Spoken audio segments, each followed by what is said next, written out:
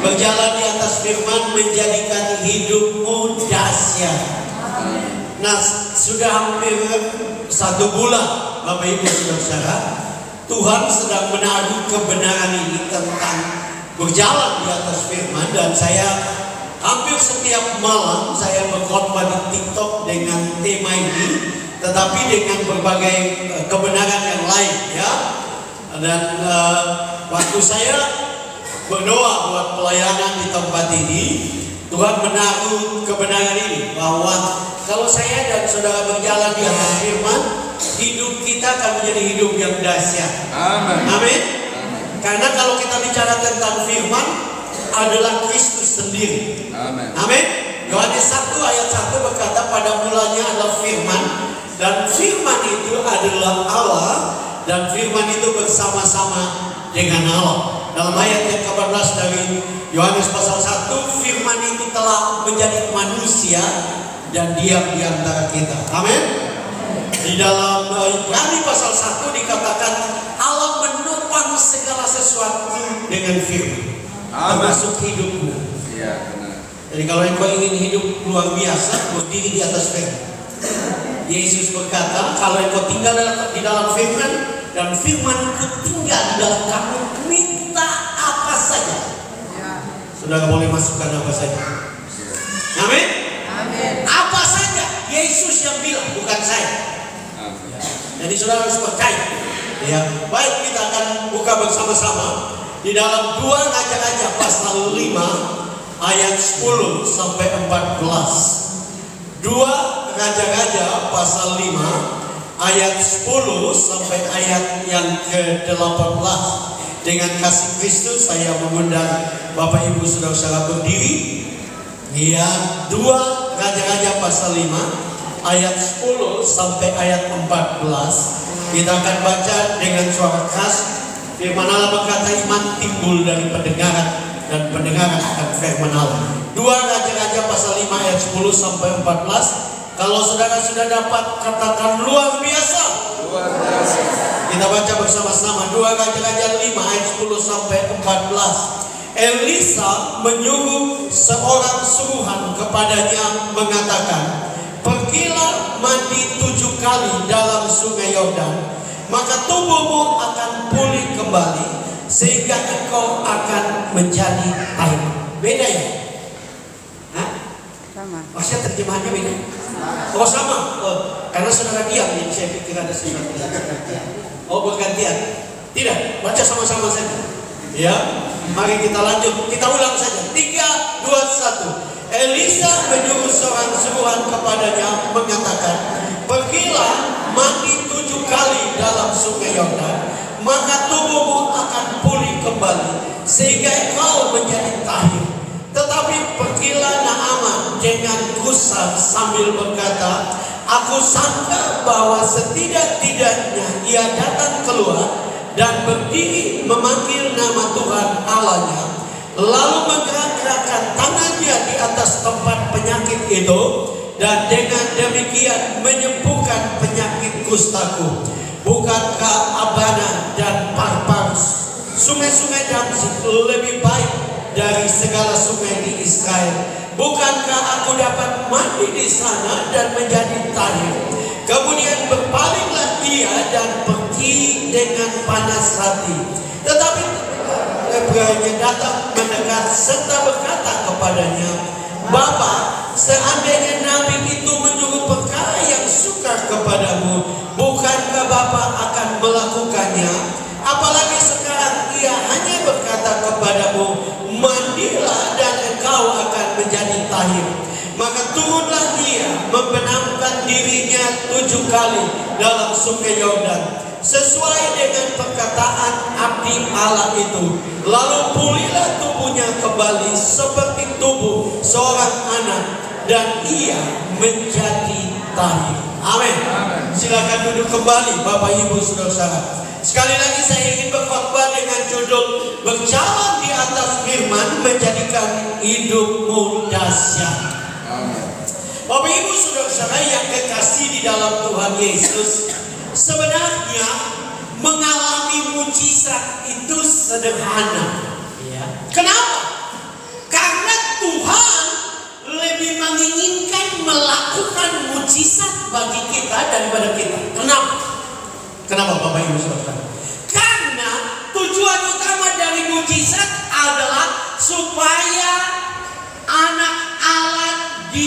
dimuliakan. Amen. Supaya anak Allah yang makin dipercaya oleh banyak orang. Itu yang Yesus katakan. Artinya Tuhan lebih ingin melakukan mujizat buat saudara. Karena tujuannya bukan untuk menolong saudara saja, tetapi supaya nama Tuhan ditinggikan. Amin. Supaya nama Tuhan dimuliakan. Supaya lewat hidupmu orang memuji Tuhan. Supaya lewat rumah tanggamu nama Tuhan ditinggikan. Itu sebabnya Tuhan lebih ingin daripada saudara sebenarnya. Tapi seringkali saudara kita pikir, wah Pak Pendeta mujizat susah. Saya sudah berdoa, ya, tapi Tuhan kok belum tolong-tolong, ya. Tuhan kok belum tolong-tolong. Mungkin saya ada dosa, mungkin saya ada kekurangan, mungkin saya ada kesalahan, mungkin saya melakukan sesuatu yang mengecewakan Tuhan. Seringkali kan kita berpikir begitu, betul enggak? Ya. Tapi sebenarnya tidak, saudara-saudara. Tuhan hanya mau supaya saya dan saudara berjalan sesuai dengan firman. Amin. Kenapa? Karena Tuhan lebih peduli dengan karakter kita daripada memberkati kita. Saya mau bilang buat saudara, Tuhan lebih peduli karakter saya daripada memberkati kita. Memberkati itu gampang kok. Amin. Mengangkat itu gampang. Persoalannya adalah kita tidak taat kepada firman Tuhan. Bahkan kalau saudara teliti Alkitab mengatakan bahwa Tuhan lebih suka kepada ketaatan daripada mempersembahkan korban. Ya, jadi saudara bawa perpuluhan, saudara bawa persembahan di muka, Tuhan lebih suka engkau taat daripada persembahan. Ya, kenapa? Karena itu menunjukkan bahwa kita menghargai Tuhan. Ya, itu sebabnya saya kemarin melihat satu video pendek, ya, video reels. Kata-katanya bagus. Tidak ada orang baik yang tidak punya masa lalu. Kita semua punya masa lalu yang tidak baik kadang-kadang. Ya, dan tidak ada orang jahat yang masa lalu. Kita semua punya masa lalu yang tidak baik kadang-kadang. Ya, dan tidak ada orang jahat yang masa lalu. Kita semua punya masa lalu yang tidak baik kadang-kadang. Ya, dan tidak ada orang jahat yang tidak punya masa depan. Kita semua punya masa depan. Amin. Karena Tuhan tidak peduli masa lalu, Tuhan tidak peduli kondisi. Dia lebih peduli masa depan. Kalau engkau belajar taat, kalau engkau belajar percaya, kalau engkau belajar mengikuti firman-Nya, saya percaya Tuhan dapat mengubah kehidupan kita. Amin. Tuhan dapat mengubah saya dan saudara. Sudah perhatikan. Tadi kita baca ini namanya Naaman. Kita tahu dia seorang panglima, betul. Tapi panglima Aram. Aram adalah musuh Israel.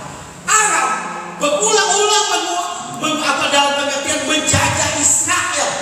Aram berulang-ulang di bawah kepemimpinan Naaman ini, mereka bikin susah orang Israel. Tapi Tuhan tidak lihat latar belakang. Tuhan tidak lihat. Seringkali kita bedakan mereka tidak percaya Tuhan. Enggak, Tuhan tidak seperti kita, saudara. Tuhan hanya mau lihat seseorang yang belajar taat. Amin. Karena itu saya dan saudara, siapapun kita di hadapan Tuhan, Tuhan dapat mengubah kehidupan kita. Tuhan dapat memakai saya dan saudara untuk menjadi alat kesaksian yang mendatangkan kemuliaan bagi nama-Nya. Amin. Tuhan mau pakai hidupmu untuk menjadi kesaksian. Tuhan mau jadikan engkau menjadi suami yang luar biasa untuk jadi berkat buat istri dan anak-anakmu. Amin. Tuhan mau pakai engkau jadi istri yang luar biasa untuk jadi berkat buat suami dan anak-anakmu. Tuhan mau pakai engkau anak-anak untuk jadi berkat buat orang tua. Tapi Tuhan ingin ketaatan. Amin. Kekurangan kita semua termasuk saya adalah ketaatan. Saya berani bilang, ya, itu benar. Kalau saya lebih taat, saya percaya ada sesuatu yang lebih dahsyat yang Tuhan akan kerjakan. Kita perlu belajar untuk taat, karena Dia Tuhan yang baik. Dia Tuhan yang luar biasa. Ya, saya ingat tahun 90-an heboh dengan ada muncul seorang penginjil bernama Gun Supandi. Gun Supandi. Tahukah saudara bahwa penginjil ini dulu tidak beragama Kristen? Dia dari agama sebelah. Tahukah saudara bahwa penginjil ini dulu membunuh semua awak kapal barang dari Amerika? Dia bunuh semua. Dia dihukum di Amerika hukuman mati, diputuskan karena dia membunuh semua awak kapal dan dia ditangkap. Tahukah saudara, dia dihukum hukuman mati, tapi karena dia waktu dia ada di penjara, dia berjumpa dengan seorang Kristen dan dia percaya Yesus. Dulu dia tidak percaya. Lihat ini saudara, luar biasa. Beberapa waktu karena dia berubah, kelakuannya baik, hukuman mati diubah menjadi hukuman seumur hidup. Ya, kelakuannya begitu baik lagi, dia dari hukuman seumur hidup diubah menjadi hukuman beberapa tahun, dan kemudian dia bebas dan dia menjadi penginjil yang dipakai Tuhan luar biasa. Kenapa?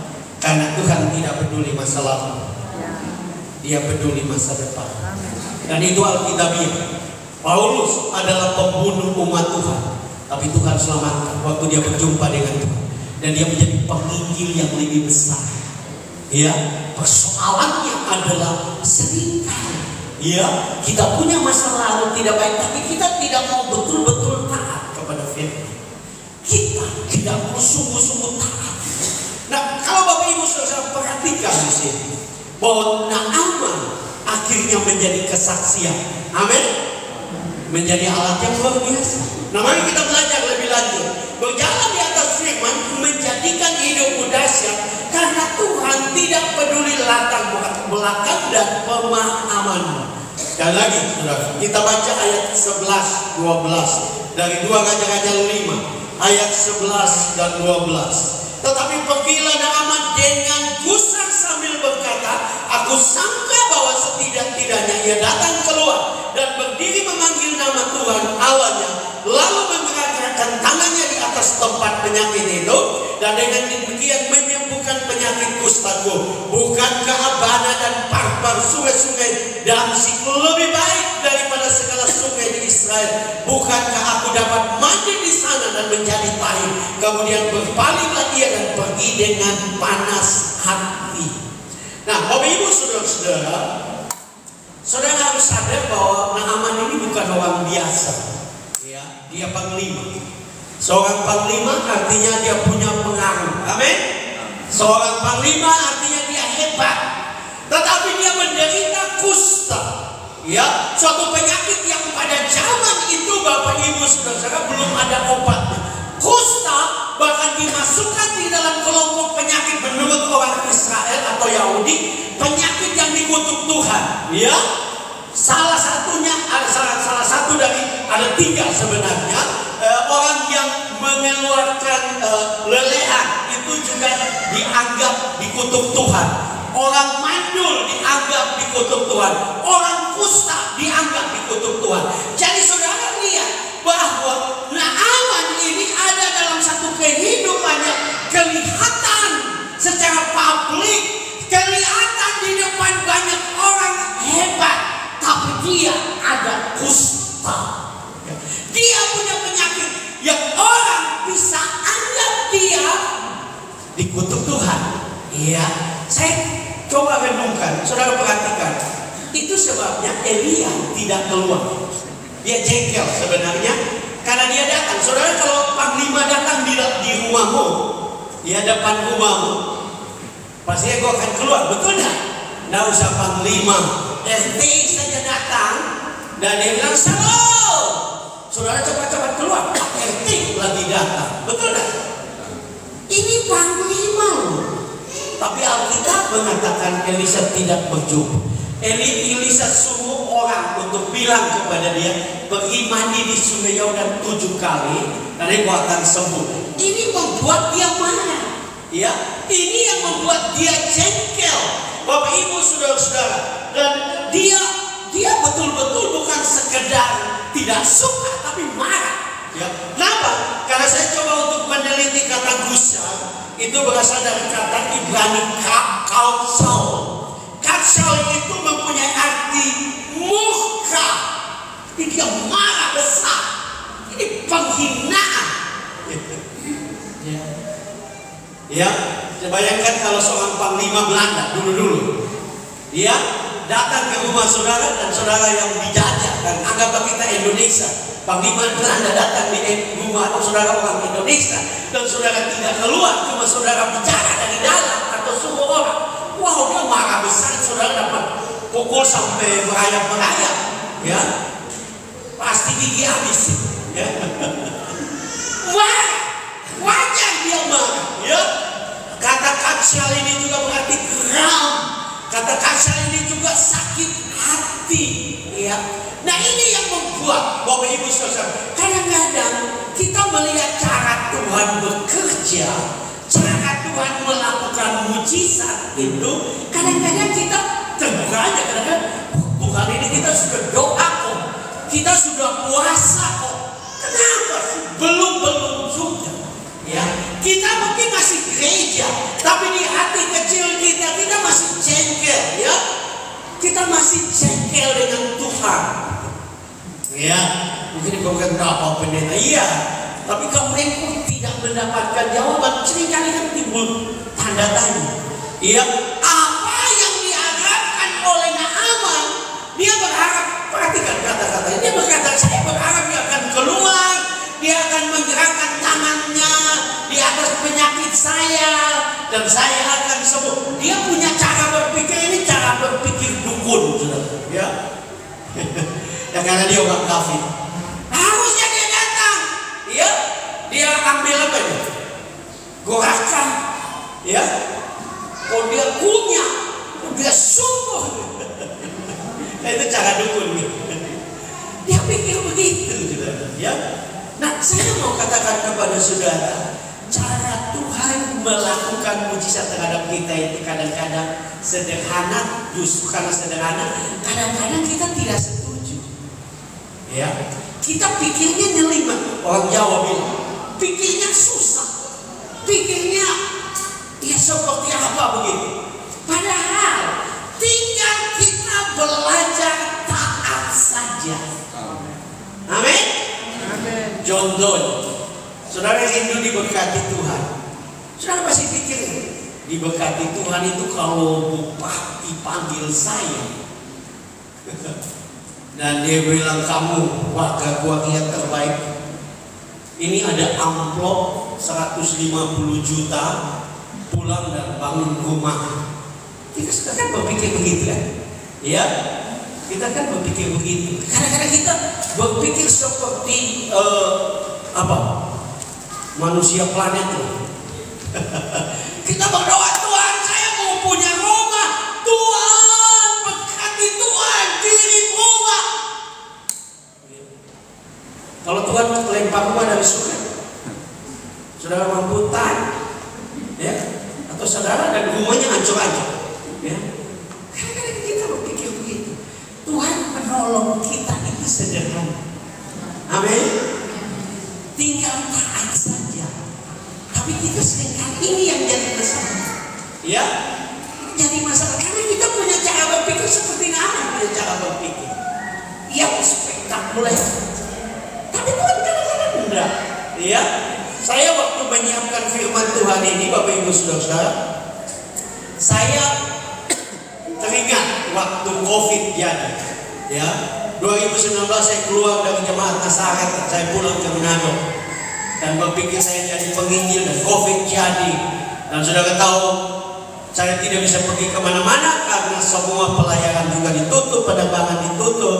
Ya, beberapa waktu itu, ya, saya tidak bisa pergi kemana-mana dan kami tidak ada pekerjaan, tidak ada pelayanan, kami tidak ada penghasilan. Apakah Tuhan punya cara yang untuk menolong kami?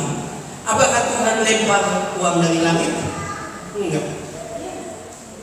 Tuhan punya cara yang sederhana. Ya, waktu itu karena tidak banyak keluar, kebanyakan di rumah main sosial media istilahnya.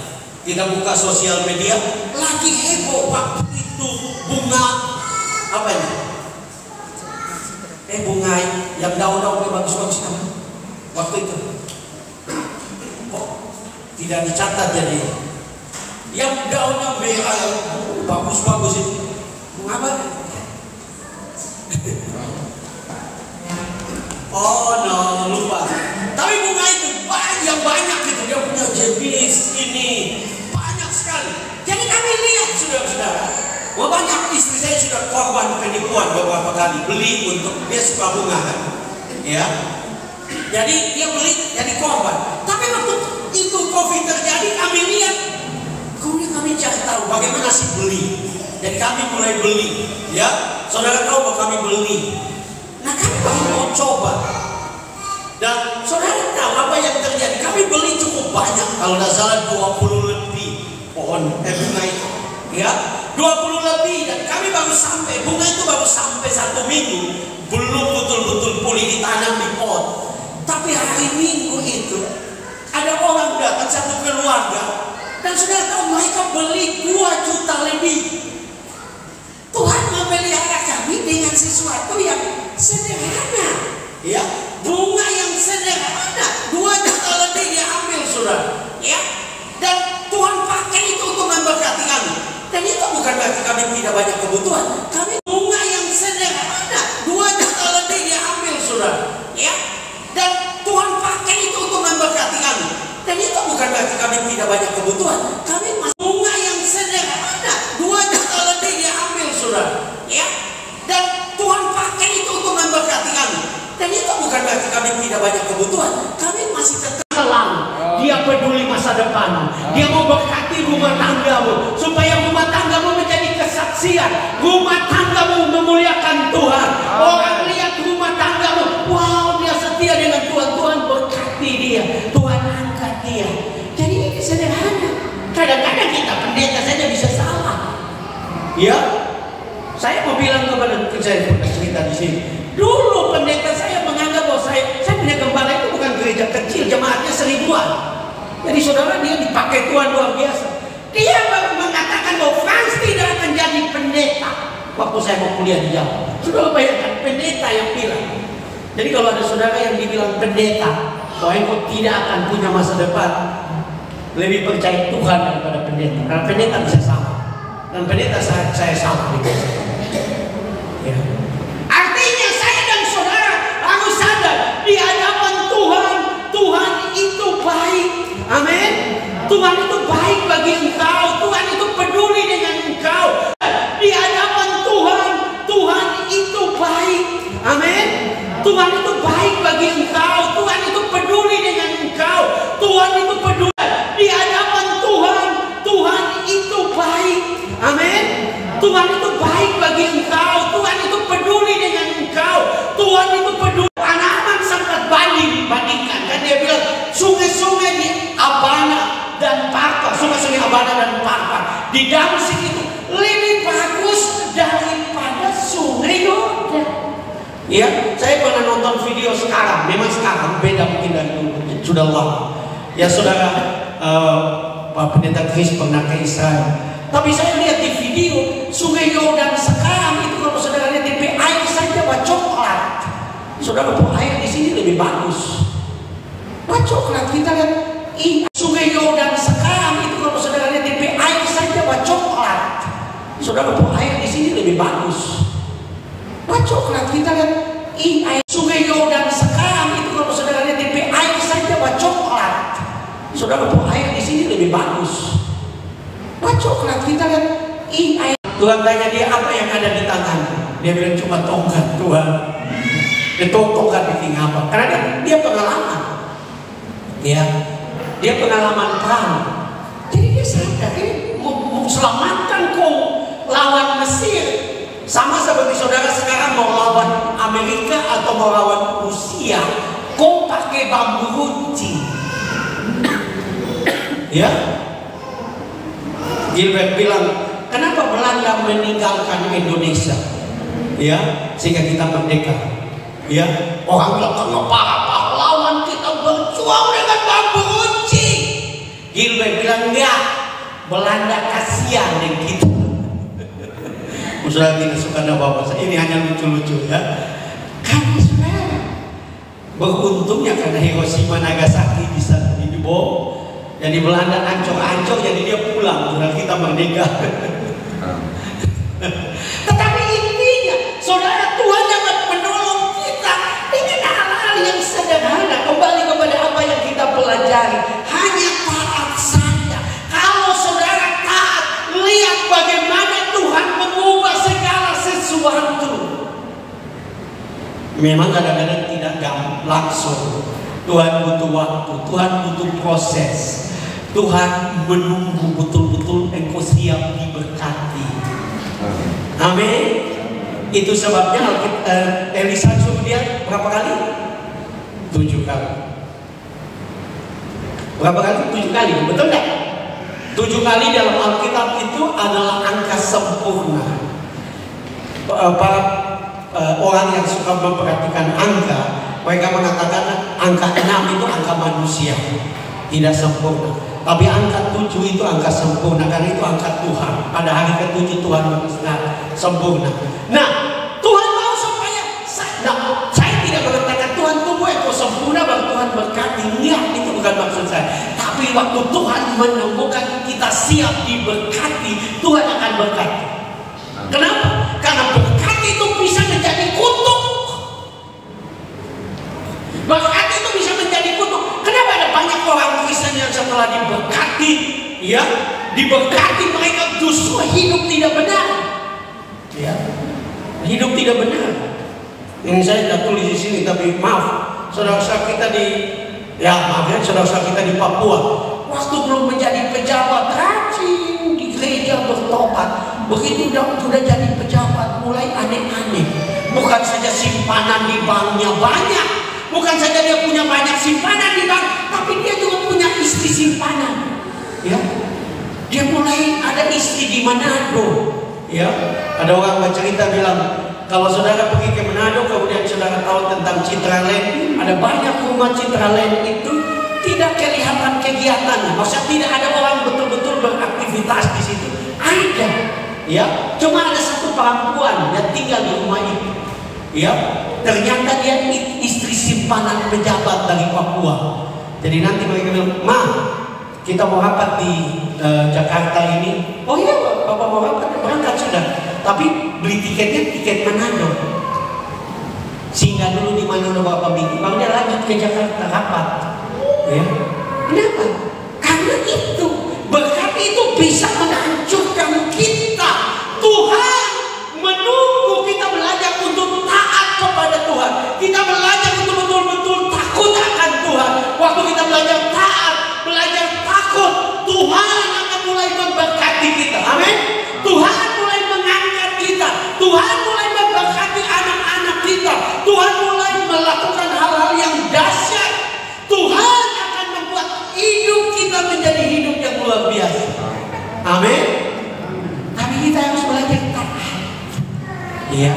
Saudara pikir mujizat yang dialami oleh Naaman mujizat sepele? Saya coba untuk melihat saudara-saudara. Ya, kata yang dipakai untuk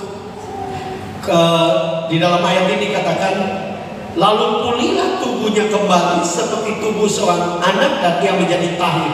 Kata yang dipakai untuk anak itu berasal dari kata Ibrani Na'ar. Ya, Na'ar itu Bapak Ibu Saudara adalah anak yang masih kecil betul. Jadi artinya kulitnya seperti bayi. Wow. Na'ar ini sudah tua, sudah jadi panglima. Tapi karena mujizat Tuhan, dia kulitnya menjadi seperti bayi. Saya coba lihat dalam terjemahan yang lain firman Allah yang hidup. Di situ dikatakan ayat 14 ya, dari ayat 2 Raja-Raja 5. Dalam firman Allah yang hidup dikatakan, maka turunlah Naaman ke sungai Yordan dan menyelam 7 kali seperti yang diperintahkan oleh Nabi Allah kepadanya.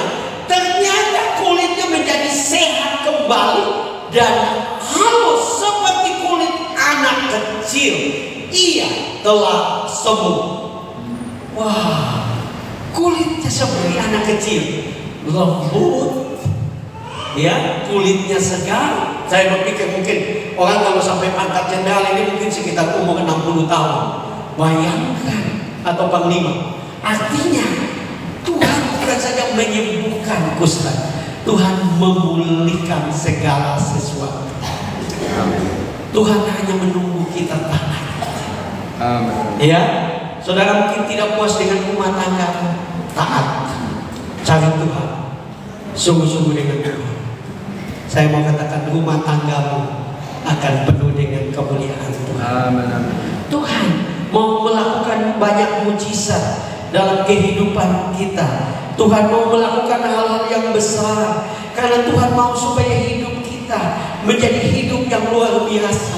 Saudara lihat Naaman, kemudian dia berkomitmen untuk taat kepada Tuhan. Dia berkomitmen untuk tidak lagi menyembah Allah-Allah lain. Dia bahkan mengatakan bahwa sungguh di Israel ada Allah yang hidup. Dia mulai memuji Tuhan. Kenapa? Karena waktu dia belajar taat, Tuhan melakukan mujizat. Amin. Saudara, Tuhan mau melakukan banyak mujizat bagi kehidupan kita. Yang penting kita taat. Ya, saya waktu menulis khotbah ini Tuhan ingatkan tentang seorang yang mungkin saudara pernah dengar bernama Nick Vujicic. Seorang anak dari Australia yang tidak punya tangan pun tidak punya kaki. Dia hanya punya potongan semacam tangan tapi sepotong di sini. Dia berpikir bahwa dia tidak punya masa depan. Dalam kisah hidupnya, saya punya beberapa buku. Dia mau bunuh diri. Dia anak pendeta. Dia berdoa, dia bilang, Tuhan, aku percaya Engkau dapat melakukan ini. Aku percaya Engkau dapat menumbuhkan tangan dan kaki. Dia berdoa, tapi Tuhan tidak jawab. Dia sempat beberapa kali ingin bunuh diri, saudara-saudara. Ya, tapi tahu nggak saudara? Satu waktu dia sadar, dia bilang, Tuhan, sudah. Kalau Tuhan tidak mau tumbuhkan tangan saya, jadikan hidup saya menjadi mujizat. Ya, lihat ya. Dia menjadikan hidupku jadi mujizat. Kemudian dia mulai bangkit, dia mulai cari Tuhan, dia mulai hidup positif, dia mulai kuliah, dia meraih gelar sarjana. Dia sarjana. Seorang yang tidak punya kaki dan tangan meraih gelar sarjana. Dia dulu berpikir, dia bilang dulu saya berpikir siapa sih gadis yang mau saya. Tapi tahukah saudara, seorang gadis Jepang menyukai dia dan mereka menikah dan punya anak. Saudara tahu apa yang terjadi? Dia menjadi pembicara internasional. Saya pernah dengar wawancara, mereka bertanya kepada dia, kira-kira bagaimana kalau kami mengundang kau? Karena dia pernah datang di Indonesia, dia pernah diwawancarai oleh, kalau tidak salah, SCTV dan beberapa TV swasta. Dia waktu dia ditanya, ya, berapa lama kami harus mengundang Bapak? Jadwalnya bagaimana? Dia bilang, minta maaf, tapi kalau mau mengundang saya dibutuhkan 1 tahun dijadwalkan. Karena perusahaan-perusahaan besar di Amerika itu mengundang dia untuk menjadi motivator. Dia dipakai Tuhan, dia KKR di mana-mana, jadi berkat, hidupnya jadi mujizat. Tuhan mau pakai hidup kita jadi mujizat, tapi Tuhan menunggu ketaatan kita. Tuhan menunggu penyerahan kita. Mungkin banyak bergumul dengan hidup ekonomi. Saya mau katakan Tuhan dapat memberkati engkau. Mungkin aku bergumul dengan anak-anak. Bagi Tuhan itu gampang.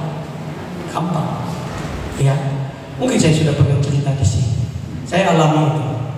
Waktu COVID, kami keluar dari pelayanan di Nasar. Saya pulang ke Manado, tidak ada pelayanan. Anak saya pulang, dibully di kampus dan dia tidak bisa melanjutkan kuliah. Sebagai orang tua kami stres. Sebagai orang tua, ya, anak seperti putus kuliah dan tidak tahu mau bikin apa. Ya, tidak tahu, dia tidak punya masa depan. Tapi waktu kami sedang ada dalam situasi seperti itu, Tuhan ingatkan saya untuk cari Tuhan. Kemudian saya ambil keputusan. Saya sudah cerita ini. Saya ambil keputusan, mari tiap pagi kita 1 jam cari Tuhan. Mungkin kau berkata, pendeta kita kan mesti bangun pagi-pagi pergi jual, pergi cari ikan, cari waktu lain, mungkin malam. Kami ambil waktu 1 jam memuji Tuhan, menyanyi, menyembah, cuma menyembah menggunakan media. Kami menyembah Tuhan, kami kami menyembah Tuhan 1 jam. Dan memang tidak sehari 2 hari. Tapi apa yang terjadi saudara? Iya, Tuhan itu baik. Ya, kalau saudara tahu, jangankan di Manado, di sini kan juga susah cari kerja. Ya, cari kerja susah. Tapi kami hanya berdoa. Seringkali saya jalan karena saya tidak duduk karena saya mau pakai itu untuk jalan. Saya jalan dari teras muka ke teras belakang sambil memuji Tuhan. Kami putar agak besar, saudara. Saya sambil memuji Tuhan, saya berkata, Tuhan tolong anak saya. Saya sampai menangis di hadapan Tuhan. Saya berkata, Tuhan, saya bisa gagal jadi ayah yang baik. Dia bisa gagal dalam pendidikannya, tapi Tuhan tidak pernah gagal. Tuhan itu baik. Saya menangis, saya percaya. Saya bilang, Tuhan, dia milikmu. Tuhan yang punya masa depan. Tuhan yang janji masa depan buat dia. Ya, Tuhan yang janji. Jadi saya hanya berdoa, menyembah Tuhan. Saudara tahu apa yang terjadi? Apa yang terjadi? Ya, mendadak satu pagi sekitar jam 10, pas kami mau selesai berdoa, mendadak kami ditelepon. Ya, Mama Tin doa telepon karena awalnya bicara dengan istri saya. Dia panggil, Mama Tin, Tasya boleh masuk kerja hari ini? Kami ini pergi di mana? Sekarang cepat sudah datang di kantor wali kota. Ya, jadi saudara, kami bilang, Tasya cepat mandi. Saya dengan istri nggak mandi, cuma cuci muka, gosok gigi. Kami langsung ganti pakaian, antar dia, saudara. Dan dia diterima kerja di kantor pajak di Manado. Kalau bukan Tuhan, mana mungkin? Betul? Ada banyak sarjana pengangguran di Manado. Tapi kalau saudara, Tuhan sudah menemukan ketaatan, Tuhan menemukan kesetiaan, Tuhan menemukan hati, Tuhan menemukan engkau siap diberkati, tidak ada yang mustahil. Tuhan memulihkan kami, Tuhan memulihkan keluarga kami. Itu sebabnya saya ambil keputusan, saya akan terus berdoa tiap hari 1 jam dengan Tuhan. Saya cari Tuhan, karena saya percaya Tuhan yang saya sembah adalah Tuhan yang dasar. Saya mau katakan, kalau engkau taat kepada Tuhan, setiap hari engkau akan lihat mujizat Tuhan. Kalau engkau setia dengan Tuhan, setiap hari engkau akan lihat pertolongan Tuhan. Buat suamimu, buat istrimu, buat anak-anakmu, buat pekerjaanmu, buat usaha. Sepele, mujizat itu sepele. Hanya belajar taat, belajar merendahkan diri, belajar introspeksi. Tuhan, kalau saya ada sesuatu yang menghalangi berkat, Tuhan tolong saya, pulihkan saya, selamatkan saya, nyatakan kuasa-Mu dalam hidup